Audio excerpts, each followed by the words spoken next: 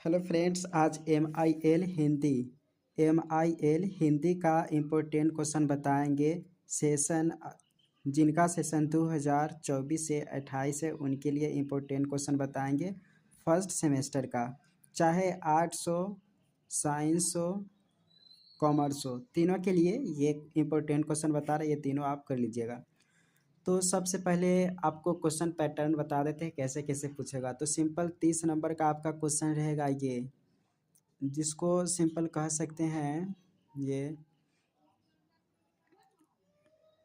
3 प्रश्न का उत्तर देना रहेगा। सबसे पहला में रहेगा 3 प्रश्न का उत्तर, जो कि समझिए उसी में से बता देंगे कौन कौन है। 3 प्रश्न का उत्तर 30 नंबर, अभी क्वेश्चन भी बताएंगे। उसके बाद फिर 4 लघु उत्तरीय प्रश्न रहेगा, लघु उत्तरीय प्रश्न, और सब रहेगा आपका 5-5 नंबर का। तो इस तरीके से 20 मार्क्स ये रहेगा। उसके बाद आपको रहेगा रचना वाला, पूछेगा कि ये किसका रचना, ये किसका रचना। तो इस तरीके से रचना वाला जो रहेगा आपका 20 मार्क्स का रहेगा, और पूछेगा 10 क्वेश्चन, तो 10 रचना वाला पूछेगा। तो इस तरीके से टोटल 70 नंबर, और 30 नंबर का इंटरनल एग्जाम कॉलेज वाला ले लिया रहता है। तो इस तरीके से 100 पुर जाएगा।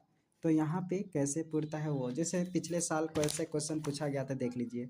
MIL हिंदी ए इसी सेमेस्टर 1 में 2023 से 27 में ऐसा पूछा गया था। जैसे 1 में दिया हुआ 3 प्रश्न का उत्तर देना, ये सब क्वेश्चन है। सेकेंड में है किन्हीं 4 प्रश्नों के, ये किन्हीं 4 प्रश्नों के लघु उत्तर लिखे। तो यहाँ पे है निम्नलिखित वस्तुनिष्ठ प्रश्नों के उत्तर देना। वस्तुनिष्ठ प्रश्न या समझिए MCQ टाइप के।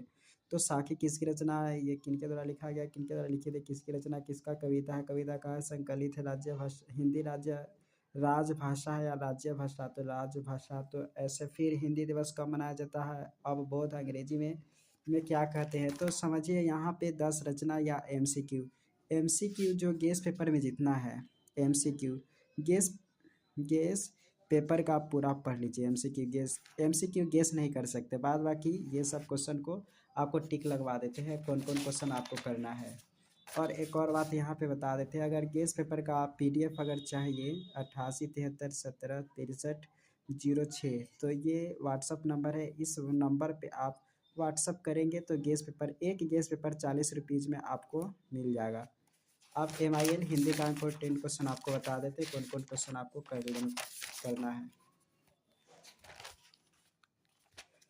तो ये क्वेश्चन है, सबसे पहले इसमें से आपको करना है, ये दूसरा आपको टिक लगवा रहे हैं, ये दूसरा क्वेश्चन कर लीजिएगा। फिर पहला क्वेश्चन भी कर लीजिए, पहला क्वेश्चन, दूसरा क्वेश्चन। फिर उसके बाद आपको करना है, ये क्वेश्चन को आपको कर लेना है। ये दूसरा क्वेश्चन में टिक लगा रही है, अभी क्वेश्चन को कर लीजिए। देन उसके बाद लघु पेज, और फिर 15। अब उसके बाद आपको ये क्वेश्चन कर लेना। निबंध तो खैर आना ही चाहिए, निबंध कैसे लिखा जाता है। फिर उसके बाद निबंध के बाद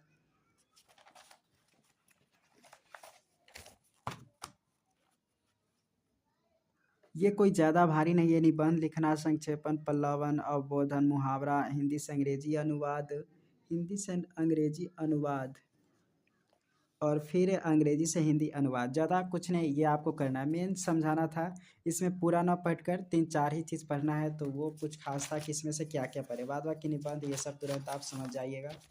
अब फिर उसके बाद यहाँ पे बता रहे हैं कौन कौन क्वेश्चन को कर लेना है। उसके बाद आपको कर लेना है राजभाषा एवं राज्य भाषा। तो ये आपको कर लेना है, तीसरा जो टिक लगवा रहे हैं वो कर लीजिए। और फिर उसके बाद 57 के बाद 59 पेज में जो क्वेश्चन रहेगा उस क्वेश्चन को आप कर लेना है। 59 में है आपका राष्ट्रभाषा एवं राजभाषा में अंतर स्पष्ट करना है। फिर उसके बाद है 61, 73 और 88 पेज में। 61 में आपको दिया हुआ ये बेटों वाली विधवा।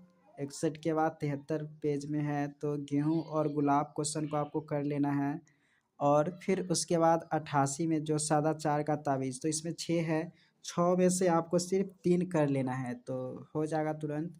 फिर हिंदी की कविताएं में तो हम गेस नहीं कर सकते हैं, कहीं से ही पूछ सकता है, तो इसलिए और ज़्यादा है भी नहीं। आप ये सबको पूरा आप कर लीजिए। ये तो मेन जो कम से कम कुछ ना कुछ ज़रूर हेल्प हुआ होगा, कैसे क्वेश्चन किया, बहुत सारा चीज़। तो कुछ भी अगर प्रॉब्लम हो तो कमेंट करें। Thank you so much for watching.